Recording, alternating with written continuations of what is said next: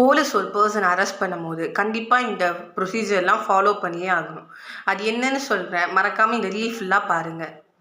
So welcome back. இது fundamental rights பாகம் 2. இதில் வந்துட்டு நான் ரைட் டு ஃப்ரீடம் பற்றி தான் பேச போகிறேன். Let's get started. First one வந்து ஆர்டிகல் 19. இது வந்துட்டு rights related to freedom of speech and expression. So இதில் வந்துட்டு freedom of speech and expression அது மட்டும் இல்லாமல் இன்னும் சில ஃப்ரீடம் பற்றி சொல்லியிருப்பாங்க. இதில் ஃபர்ஸ்ட் ஒன் வந்து freedom of speech and expression. எல்லாருக்குமே அவங்களோட கருத்தை வந்துட்டு வெளிப்படையாக சொல்கிறதுக்கான ரைட்ஸ் கண்டிப்பாக எல்லாருக்குமே இருக்குது. நெக்ஸ்ட் ரைட் வந்துட்டு freedom to assemble peacefully. So எல்லாருக்குமே வந்துட்டு பீஸ்ஃபுல்லாக ப்ரொடெஸ்ட் பண்ணுறதுக்கான ஃப்ரீடம் கண்டிப்பாக இருக்குது. நெக்ஸ்ட் ஒன் வந்துட்டு freedom to form association and trade union. So trade union வந்துட்டு ஃபார்ம் பண்ணுறதுக்கு எல்லாருக்குமே வந்துட்டு ஃப்ரீடம் இருக்குது. நெக்ஸ்ட் ஒன் வந்துட்டு freedom to move freely. So இப்போ இந்த படி பார்த்தா நீங்கள் இந்தியாவுக்குள்ளே எந்த பிளேஸில் வேணாலுமே நீங்கள் வந்துட்டு ஃப்ரீடமோட மூவ் பண்ணலாம்.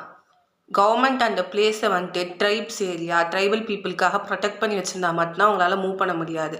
மற்றபடி நீங்கள் அந்த எல்லா இடத்துக்குமே இந்தியாவுக்குள்ளே வந்துட்டு நீங்கள் மூவ் பண்ணலாம்.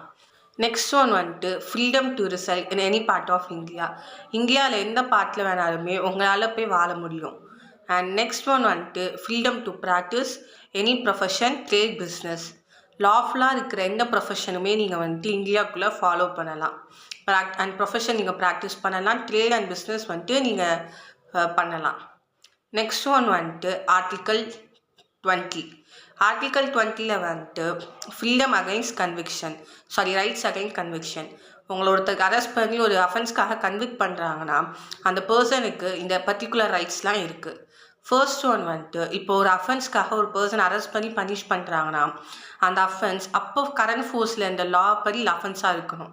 அண்ட் இப்போ வந்துட்டு நீங்கள் ஒரு அஃபென்ஸ் வந்து இன்னைக்கு பண்ணுறீங்க, நாளைக்கு ஒரு லா வருது, அந்த லா படி அது அஃபென்ஸ். ஆனால் இன்னைக்கு இருந்த லா படி அது அஃபென்ஸ் கிடையாதுன்னா நீங்கள் பண்ணது வந்துட்டு அஃபென்ஸ் இல்லை. நெக்ஸ்ட் ஒன் வந்துட்டு டபுள் ஜியோபார்டின்னு சொல்லுவாங்க.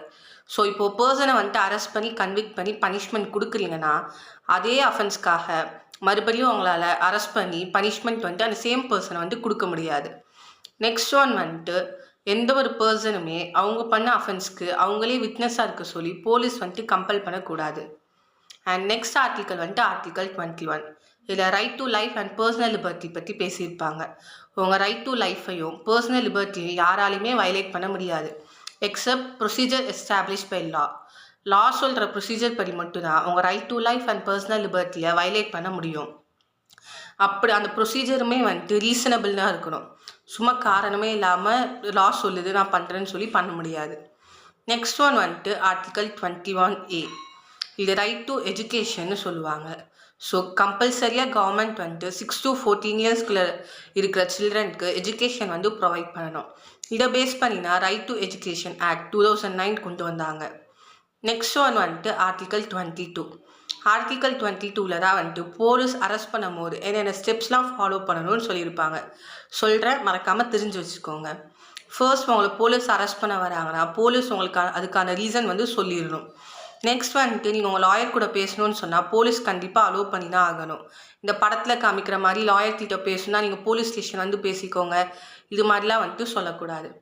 நெக்ஸ்ட் ஒன் வந்துட்டு உங்களை அரெஸ்ட் பண்ண 24 hours வந்துட்டு போலீஸ் ஸ்டேஷனில் பக்கத்தில் இருக்க நியரஸ்ட் மேஜிஸ்ட்ரேட் கிட்ட கொண்டு போய் உங்களை வந்து ஆஜர்படுத்தணும். இந்த 3 ஸ்டெப்பையும் போலீஸ் அரெஸ்ட் பண்ணும்போது கண்டிப்பாக ஃபாலோ பண்ணி தான் ஆகணும். இது 3மே அவங்க ஃபாலோ பண்ணாமல் உங்களை அரெஸ்ட் பண்ணி வச்சுருந்தாங்கன்னா அது அன்லாஃபுல் டிடென்ஷனுக்குள்ளே வரும். அப்படின்னா நீங்களோ இல்லை உங்கள் ரிலேட்டிவ்ஸ் யாரோ வந்துட்டு ஹேபியஸ் கார்பஸ் ரிட் ஃபைல் பண்ணால் கோர்ட்டில் கண்டிப்பாக அந்த போலீஸை வந்துட்டு கோர்ட்டில் ஜட்ஜஸ் வந்து டைரக்ட் பண்ணுவாங்க. இது மாதிரி நீங்கள் அன்லாஃபுல்லாக ரிட்டன் பண்ணி வைக்கிற பர்சனை வந்துட்டு எங்கள் முன்னாடி ஆஜர்படுத்துங்கன்னு. அப்போ கண்டிப்பாக போலீஸ் வந்துட்டு உங்களை அன்லாஃபுல்லாக அரெஸ்ட் பண்ணியிருந்தாங்கன்னா உங்களை கோர்ட்டில் கொண்டு போய் ஆஜர்படுத்துவாங்க.